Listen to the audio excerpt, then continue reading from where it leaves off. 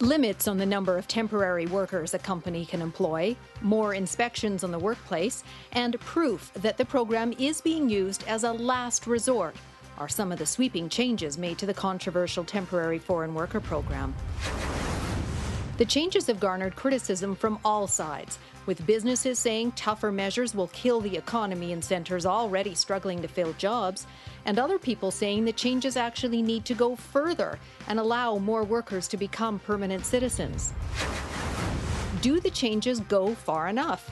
Can businesses adjust to the new rules? And what impact will it have on Alberta's labour market? And joining us on Skype this evening is the Mayor of Whitecourt, Maryann Chichak. Welcome to Alberta Primetime, Mayor Chichak. Thank you for having me. Now, you've spoken with employers in Whitecourt. What are their concerns? Their concerns are the fact that they struggled years ago in terms of filling positions. There was a lot of poaching amongst employers. Their level of service, their hours that they were able to open weren't indicative of what was required within our community. So the temporary foreign workers program really allowed them to expand their hours of business, really to work with our economy and the growth that we see within our community. And these are the struggles that they're going to go back to, is the fact that we will be seeing businesses shut down, hours of service reduced, even days of service probably reduced as well. How difficult has it been overall to fill jobs in Whitecourt? In Whitecourt, our local economy, we see an unemployment rate of under 3%. So I'm going to speak as a previous business owner in the oil and gas industry. We had difficulties attracting workers where we were paying $20, $30 an hour, upwards to some of our positions were $100,000 per year, and had trouble filling those positions, let alone the entry-level positions. So it is extremely difficult to fill the positions at the entry level. You talk of service hour cuts. Do you predict some businesses will actually have to shut down? There are actually businesses that have been put up for sale as a result of the announcements for the temporary foreign workers program, the changes that have been made. It's going to affect those businesses, whether they stay in business or not, but it's also going to detract from us attracting new businesses to our own community.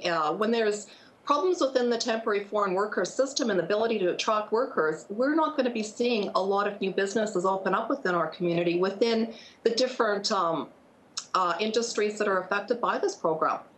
Federal Employment Minister Jason Kenney has suggested using other mechanisms to deal with shortages, like raising wages, recruiting Canadians like youth, seniors, First Nations communities already there. Your community has already tried that, though, correct? Our community has already tried that and have not been able to fill the positions with those various sectors. When you talk about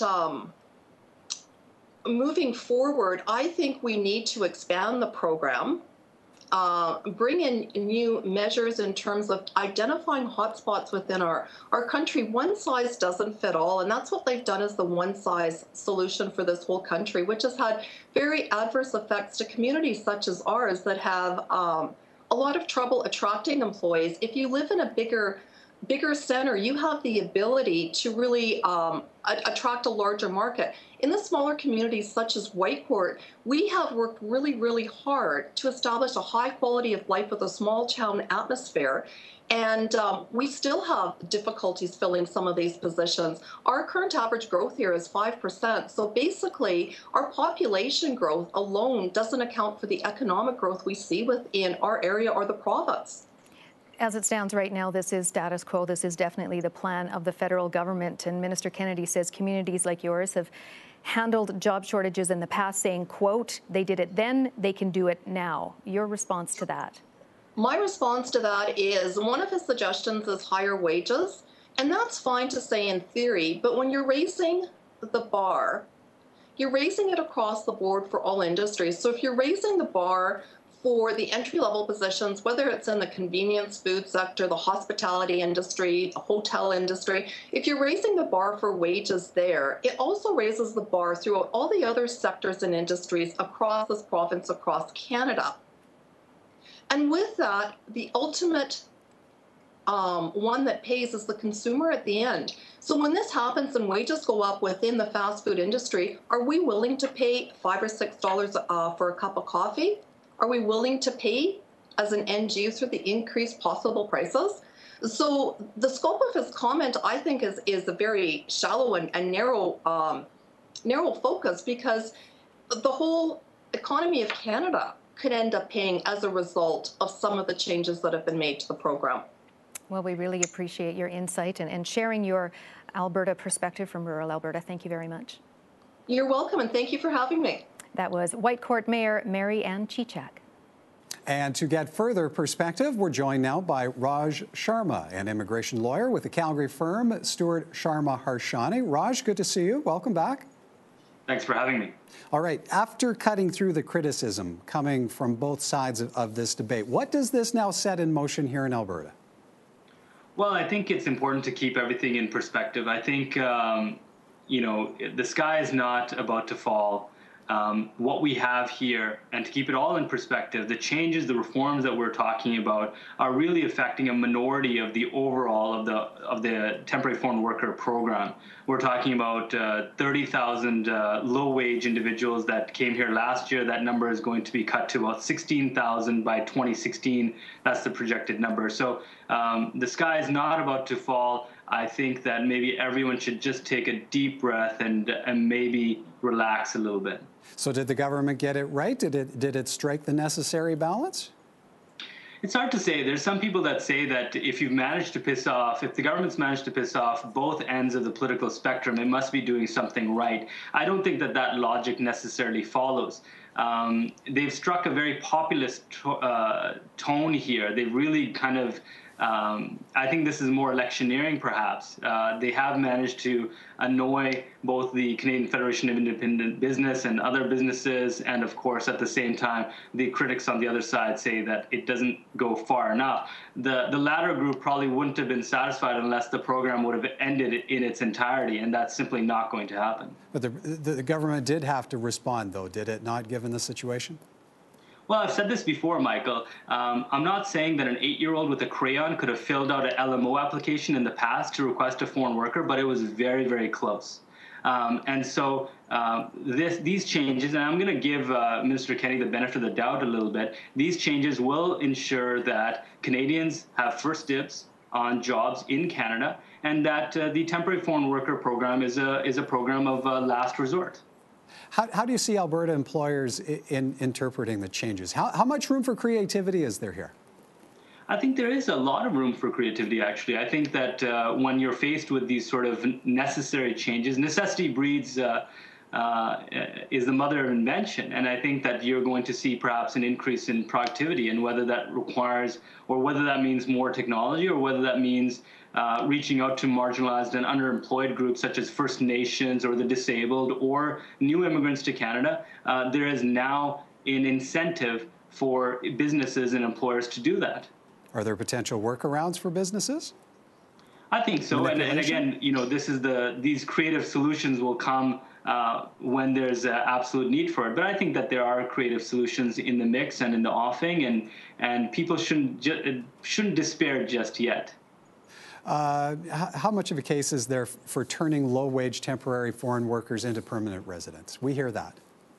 Zero now. Minister Jason Kenney has emphatically put the word temporary back into temporary foreign worker. I think that there were some advocates who stated this, and I think that Mr. Lukazik and Jim Prentice and Rick McIver, everyone in Alberta realizes that the problem that we're facing is not necessarily a temporary problem, and maybe temporary foreign workers aren't the solution to it. And so there's a lot of talk about Jason Kenney waving his magic wand and making all these temporary foreign workers permanent. I think those individuals don't realize the policy behind the program itself, and obviously have not been listening to Jason Kenney. Jason Kenney does not want permanent residents to be made out of low-wage, low-skill individuals who may have less education and less language skills. You bring up the PC leadership campaign trail. What kind of conversation does this open up now about immigration, especially here in Alberta? And you mentioned Thomas Lukaszuk on the campaign trail. He's talking about fighting for provincial control over immigration. I think that's going to be all hat and no cattle. Mr. Lukaszuk has tangled with Jason Kenney in the past, and Mr. Kenney is a belligerent individual, but also knows his stuff. You know, don't engage in a debate or battle with Mr. Kenney unless you know your stuff. I think that that's a lot of bluster there. I don't think Alberta is about to renegotiate any terms with the federal government in terms of managing its own immigration. And to compare itself to Quebec again, I don't see it. I don't see it happening. Okay, Raj, ultimately, who comes out ahead in this scenario as the way things sit right now? I think the Conservatives come out ahead. I think they come out ahead just in time for the next election. I think that they've